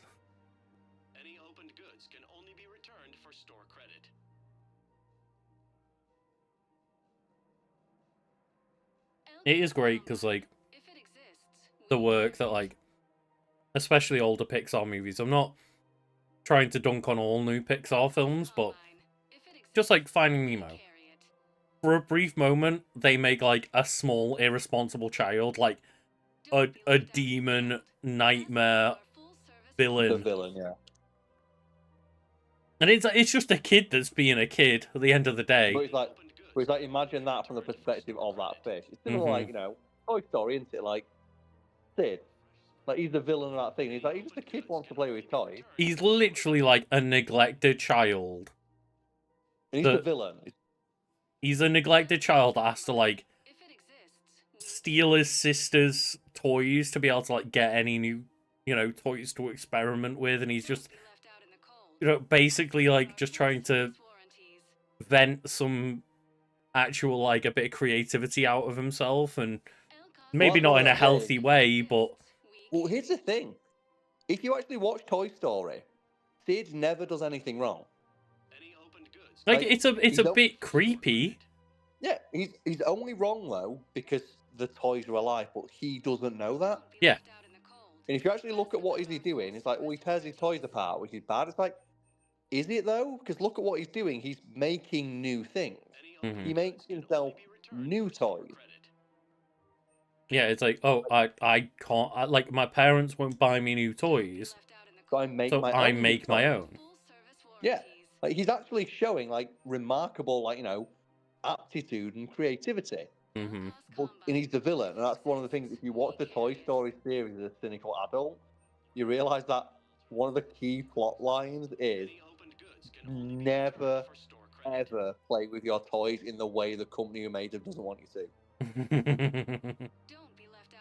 Especially when, like, Joe, they had that fourth movie where like girl makes the spoon. Oh, Forky, yeah. Yeah, she makes Forky, but then like Disney released their own version where you can't customize it. Yeah, no, yeah. you can only, or like, they released like potato heads where you can't take the potato head bits off. It's like, no, that's what potato head looks like. You must look like this at all times. I love the fact that it's like, hey, so what's the, yeah, I say Shadow, like Toy Story 4, anything can be a toy. But what we're going to do is instead of like encouraging children to go and make their own toy, we're going to sell a bit of like fucking, a wooden lollipop stick, a plastic fork, a couple of googly eyes, and some pipe cleaner. Like, we're going to start selling that to children and telling them that's the official way to enjoy Forky. Yep. Not, oh, hey kids, go and make your own toys. Like, no, buy the custom toy that we made up, because we're allowed to have creativity. That's the thing, yeah, like, the message of that film is anything can be a toy, and they sold that thing and you can't change it. You can only play with it in the way that Disney wants it to. It's actually kind of hilarious. Realistically, you know, they must have been so mad. Like, what do you mean the message is that anyone can make their own toy out of, like, trash? How dare you make that the official idea behind this film? Like, we need to sell merch, not convince kids to make their own. Yeah. Have you any idea how many fucking toys we sell? I swear someone at Disney must have had a panic attack when they heard that pitch. Yeah.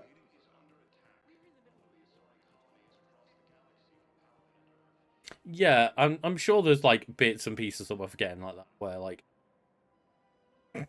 yeah, he called his sister a liar and that, but like essentially the way that Lucas Sid is portrayed. Yeah, Lucas. Did you ever get in an argument with your siblings? No, never, Carl, never. Joe else does that with his siblings. Fucking Andy does that. Andy does it with his sister. But yeah, like I'm sure there's bits that we're not remembering because it's been a while. Like where there are a couple of lines here and there where it's like, yeah, Sid's a little bit messed up, but he's also the neglected kid that gets nothing from his family. Like in the same way that you can extrapolate him lying once about like stealing his sister's toy, you can extrapolate that kind of thing. Here's the thing: he doesn't do anything that's like bad enough to warrant being permanently traumatized for life. Let's be honest, like, okay, yeah, he's a dick to his little sister because he's 12 years old, and he's a boy who's like Nick, obviously like lives in like, you know, not the best of home situations. Should we really traumatize him for life? Is that the But- punishment but for being from- a little bit of a dick one time when you're 12? But from the toy's perspective, what he's doing, he should absolutely be traumatized for life. Absolutely, yeah, but at the same time, you are a toy, you are an object, you obey me. But they're not. They're sentient beings. Not in my world, they're not. You are my property. Really exist? That kind of thing. I was running scenarios in my head to analyze Jeff's behavior. I don't like that we got like the different skin on Edie, and then when we met them back in the Citadel, they like re-sexied her up. That's what she wants to look like, though. How do you know when someone is romantically invested? Oh, Edie's asking the questions. Well, she's like, the thing is that I think it'd be way more interesting if like Joker wanted to have sex with the shit. It's way more interesting. Like, you know, we talked about like Scarlet if Joker gets turned off by the fact Edie got a body. Yeah, it's like the thing of like if he didn't find her attractive as the body, like he was attracted to like the concept of the intelligence. Yeah. Yeah. It'd be more interesting if she never got the body, and it's just like the idea of he just falls in love with the VI because it's sentient and has a personality and personhood. And I guess there's like a bit that you could if you wanted to tie that into Joker's condition of like all the brittle bones he's got and stuff. Like, I wasn't looking for like something to have like any physical interaction with because that could mess me up. I can't do that. And that's what you could have had a really interesting like relationship explored with that of like Joker doesn't want to have a physical relationship because he doesn't feel like he can, so he doesn't feel maybe he doesn't feel confident enough in his own body to have a physical relationship like that. Yeah, and like obviously not saying that everyone with his condition is under that scenario, but could write it that way to make it more interesting. And instead they say here's like a perfect robot woman with like the robo vag and the rumbler attached. And like he immediately goes from being a charming, awkward, but ultimately like decent guy to the second like a bit of an endearing dork that's a bit awkward. Yeah. Literally, it feels like a different character because the instant Edie turns up, he's like, "Oh, look at a big robot tit." Mm-hmm. When he's never acted like that in any other point in any of the previous games. It's a total 180 on his character. Mm-hmm. And like, we obviously don't really see him interact sexually with anyone else. No, so like, it's something that we just didn't see how he acts around women he's attracted to, but like, it does kind of come out of nowhere of like, hey, look how flexible she is. She's so flexible. It's like, and then just like actively just stares her down in her body, and she's like, "This is a bit uncomfortable, Joker." Like, Joker, this is our co-worker. Yeah, it would have been really intriguing to be like, turn that on its head, as you say, of just, no, I was interested in the intelligence of it. I didn't want like a physical form. Because that's something that maybe he feels he could let down, and that's. Yeah, but also as well, the fact that, like, you know, he's not the thing that would impress Joker would be someone who actually challenges him, which Edie does. But instead, now she's going to challenge him physically, Carl. It feels like they just didn't want to do that. It's like, no, we've got to give her big tits though. So maybe that concept was just too weird. Maybe, yeah. But yeah, I like the idea of like giving Edie some good advice here. Of just like, yeah, I think Joker would pay attention, right, if he was interested. He would, but I wouldn't date him if he starts to be like that. They can't stop thinking about you. You know, asking you out, giving you presents, maybe playing music. I like the idea though of getting romantic advice from Shepard. It's like the only real romantic advice Shepard has got is like keep walking into their private area and like berating them with conversations until they finally sleep with you. I see. There are a number of pharmaceuticals I could inject to simulate the desired emotional state. Edie immediately goes like, I could drug him. Relax and do something you both like. Something simple. For example, you both like humor. Correct. I will see if there are comedic entertainment shows being presented. Oh, speaking of AI, Carl. Yeah. One of the things that I got around to watching the other day that you'd recommended from the podcast was Ex Machina. What a fucking movie, right? Yeah, really fucking good. That movie fucks you up, doesn't it? Like obviously I kind of had an idea where it was going from the conversation on the podcast, but like we didn't go full spoilers or anything, so it's still really interesting to watch.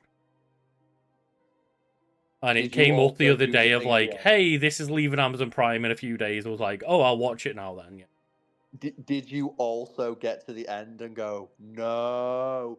Mm-hmm. You just don't expect the rope, because I guess we could talk fuck it spoilers, let's go. It's like, yeah, like just generally like we're gonna talk spoilers for a little bit on Ex Machina, the movie, if you haven't seen it. Right, what was your thought then when like get to the end and it's just no, fuck you?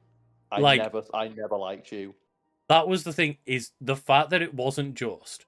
I presumed after a while it was like, I think he's just generally like 100% being manipulated here. But then the fact that it wasn't even the grace of like, yeah, I will let you live. He's like, no, I don't care. It was like, I literally do not care. And if anything, you could expose me. Bye. It's like the fact that it's the literal instant that the AI realizes that it can escape. Immediately, it's like, well, fuck you, then I'm done. Mm-hmm. And the I've guy's achieved so exactly what I need to. And then all that it takes as well is, please wait there. Just wait there. He falls for it. And he just sits there. He just trusts that much. You fucking you idiot, you fool. You've doomed humanity. It's like you could have literally waited outside of the bedroom where you wouldn't get locked in. But you trusted her so much. As soon as she's like, wait there, he's like, okay. And even when she starts walking out, he's just like, hello?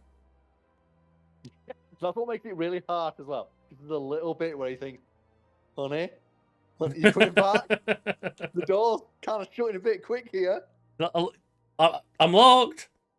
Like one tiny little 1 second glance, and that's it. And it's that's so fucked. It doesn't even give a fuck. It's actually amazing. Yeah, it's just like, man, the fact that yeah, I can imagine like on a rewatch it's good, because I then turned to Jenna and was like, hey, I'll watch this while you're out, like, go and watch it. And kept walking past and seeing little bits and moments and spoke to her afterwards. Just the things that you notice straight away. And it's like... And then the funny thing of, like, you know, the theories that you immediately get into, like, the CEO guy, like Oscar Isaac.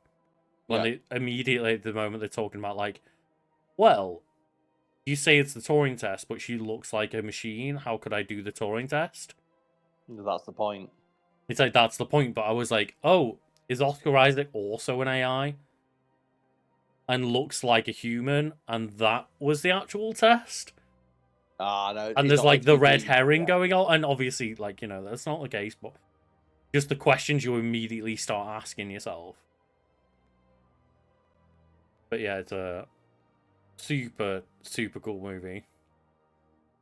And again, it's like, you know, going back to the conversation of like Hedy, of just the concept of like being able to fall in love with an AI. And that's what reminded me of Ex Machina. It's like, well, you know, obviously Edie in this scenario is not like, how the fuck do I escape? And isn't manipulating Jeff. But yeah, could be. Technically. You don't know.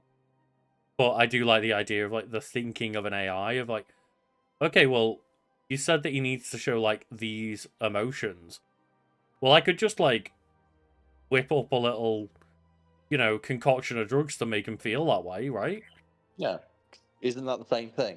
Mm-hmm. To an AI, yeah, you get the same result, right? No, it's not right, but we get to the same result. There's actually a really interesting, like, way of, like, one of the ways you could potentially have you considered that maybe if get you with need a this much Turing help, test. you're in over your head, then you It's like, well, you told me that I need these responses.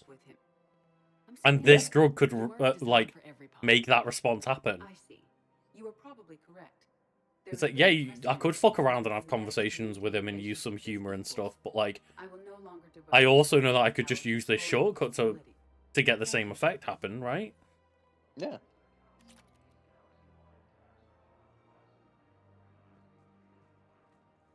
Yeah, like that's the thing is it's weird because like, yeah, I know Donald Gleason from obviously Force Awakens and that, but another thing I know him as is being an AI in Black Mirror.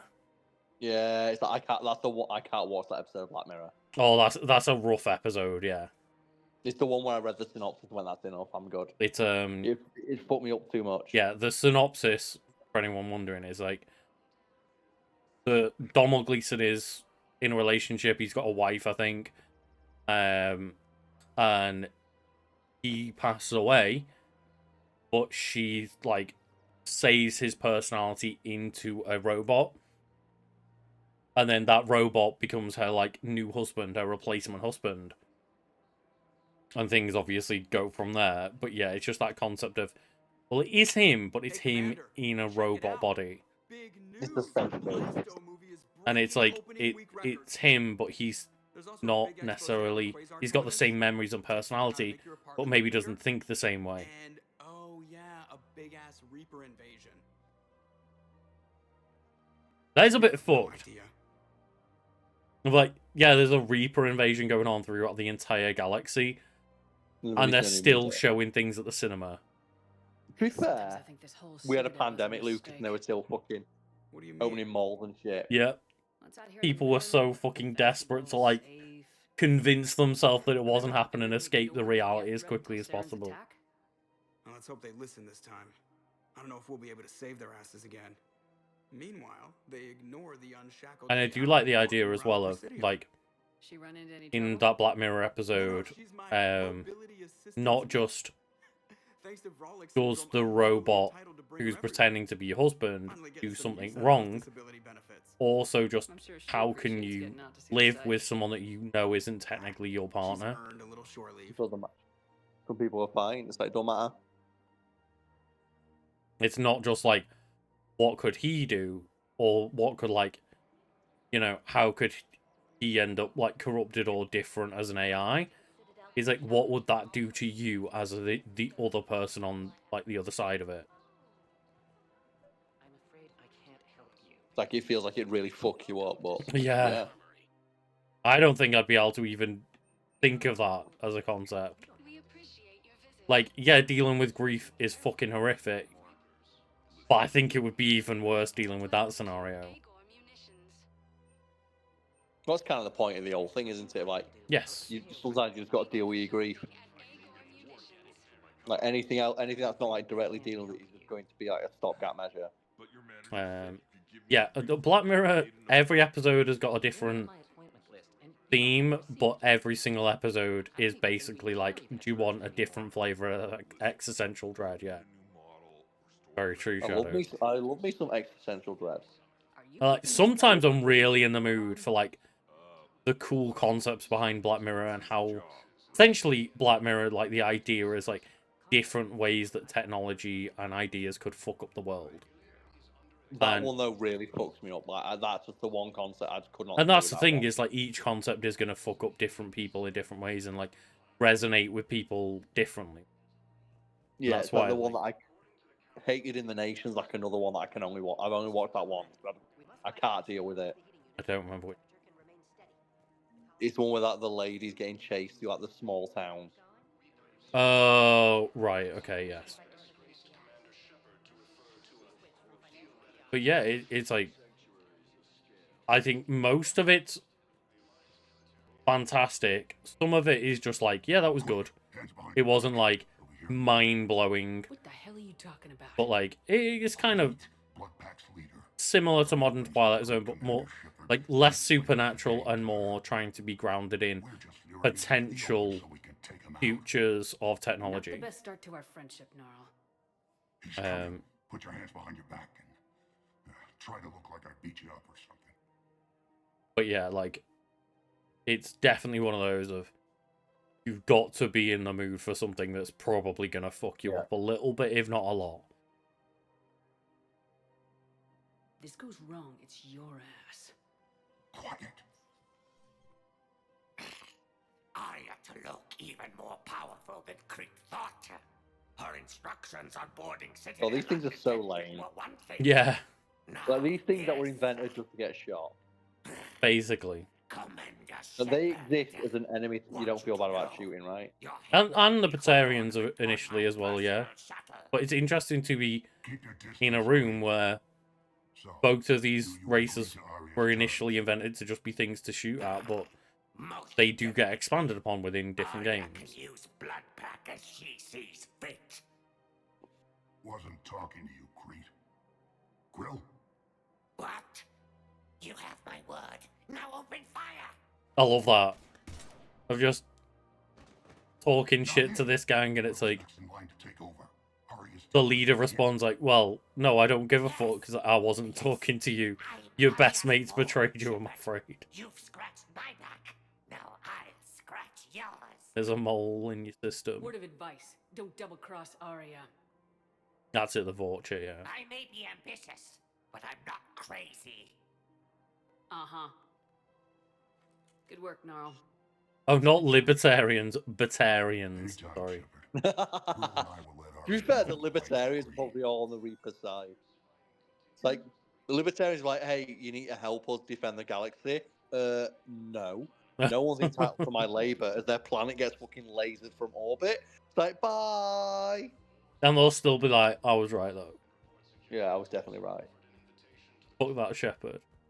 All you need to do is, I say, like, sometimes I'll mention it on, like, stream, because like, Armstrong is, like, super libertarian. All you need to know is there's that one time where libertarians are like, let's prove that our system of government works. We're going to basically go to a town, all buy houses there, and then just take over their leadership. And instantly everything went to shit because they just basically stopped spending money on any public services like roads or trash pickup, and then bears invaded the town. God. And then every time, like, they were like, okay, can someone get rid of the bears? It's like, okay, I'm not taking my own rubbish out because I'm not being paid to do it. Oh, man, yeah. It's almost like this system works. Like, no, I mean, having someone, like, pick your rubbish up. Yeah, is a good like, idea. paying for, like, services and investing in, like, public services, yeah. It's almost as if that element works. That's what makes it so fucking funny, of like, they just refuse to admit it. Mm-hmm. It's like that thing, isn't it? The classic, like, well, you shouldn't be working, like, a job in, like, hospitality or retail or anything. It's like, okay, but what about when you want to go to the shop or the restaurant? Yeah. It's like, oh, well, only the people, the people that don't matter, they're the ones that have to have those jobs? So who doesn't matter? Because you've decided that your kids shouldn't have a job at McDonald's. Does that mean everybody's kids shouldn't have a job at McDonald's? Because guess what? That's everybody. Well, it's like the whole thing about, like, a living wage, isn't it? It's like, why should I pay someone who lives at McDonald's a living wage? It's like, so you don't want people who work at McDonald's to be able to afford to live, or what? Like, because that's, yeah, if you don't want them to have a living wage, that means you don't want them to be able to afford to live. So, do you just want people who work in McDonald's to just die then? Yeah. Or do you just not want McDonald's to exist? Because, like, if you don't want McDonald's to exist, that's fine. But if you want McDonald's to exist, but also the people still continue to get a shit wage, like, where do you want things to go? Because it's falling apart right now. No. I just think, you know, things are fine the way they are. People not being able to afford to live, but also having jobs that you want to still exist. Got it. Yeah, and that's why the libertarian thing doesn't work. It's like, well, you know, we'll just have toll roads everywhere. It's like, okay, who's going to build the toll roads? Well, people we pay to build the toll roads. So instead of having just roads built by the government that are maintained by taxes, you're going to build, like, 8,000 toll roads that are controlled by private individuals that you have to pay for each. Yeah, but then you don't have to pay for what you use. Oh, okay, but what about people who, like, live in rural areas where there's, like, 4 people there?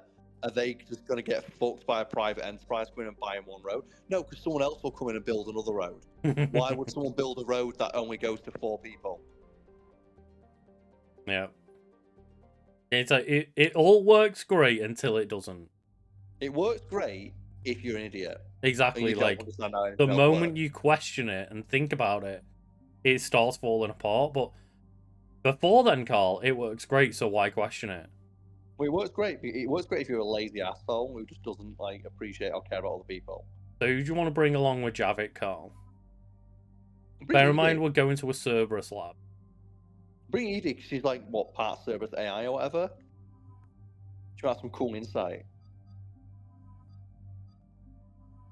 Actually, let's change Edie's up. Yeah, like, stop. You wear the outfit I tell you to, Edie.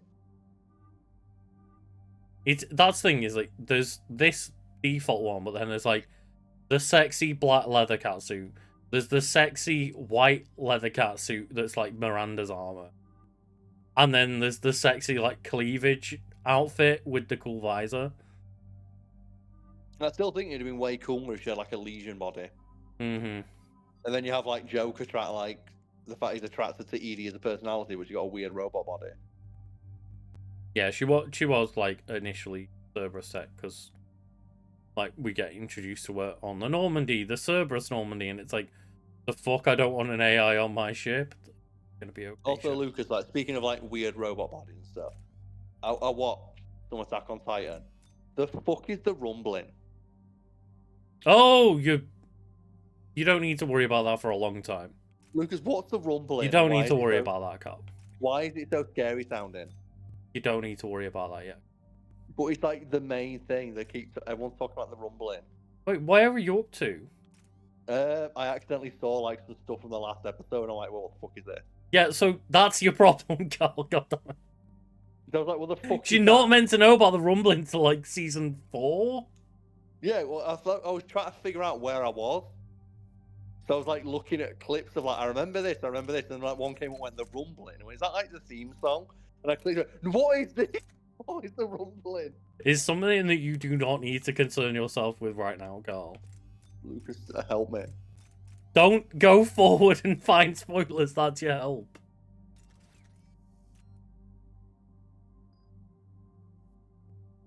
I don't know what to tell you other than you shouldn't have seen that spoiler. So scary.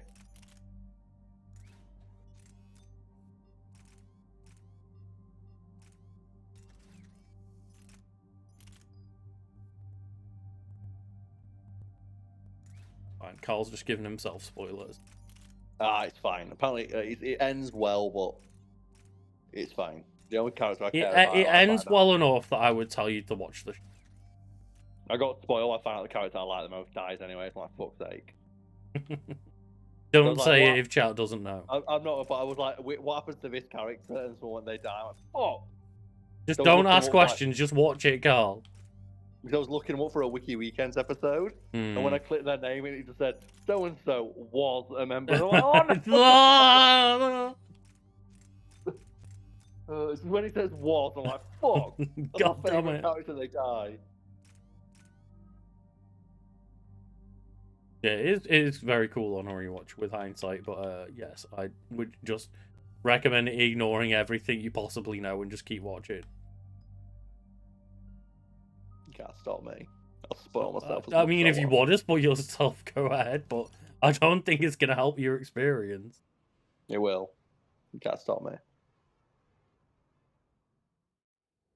Commander, I've got a hail from Admiral Hackett. Admiral Hackett can eat my ass. I don't think he's an ass eater. I think he's, like, got to stick up his own ass. He's not eating it. Any other intel?